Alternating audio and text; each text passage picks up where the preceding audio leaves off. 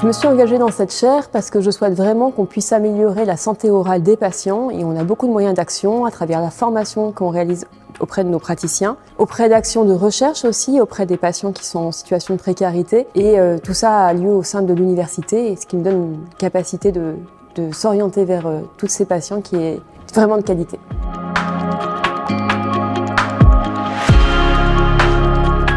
Il y a 2 points. Un, la santé bucco-dentaire extrêmement liée avec la santé en général. Mais le deuxième point, c'est vraiment qu'en voyant la bouche de quelqu'un, très souvent, il y a un reflet de tout ce qui se passe au sein de ses habitudes de vie, de son comportement, de ses habitudes de santé. Et donc, il reflète également la santé en général de ce patient. Un côté de miroir à travers la bouche qui est vraiment très éloquent.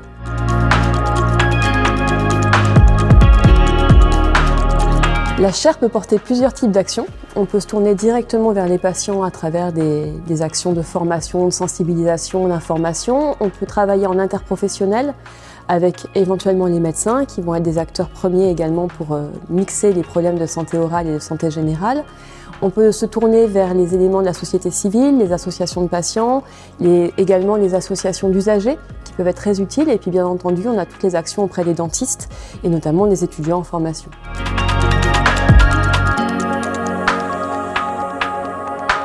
Les grandes étapes sont, avec le soutien de Septodon, de mettre en place des actions avec les sociétés scientifiques, mais également des congrès médicaux, des congrès dentaires sur différents sujets, l'intelligence artificielle ou des choses plus tournées vers les maladies chroniques. L'idée étant de parler de la santé orale et de la précarité sous tous ces aspects, dans tous ces événements. Et d'autres événements se mettront en place au fur et à mesure également.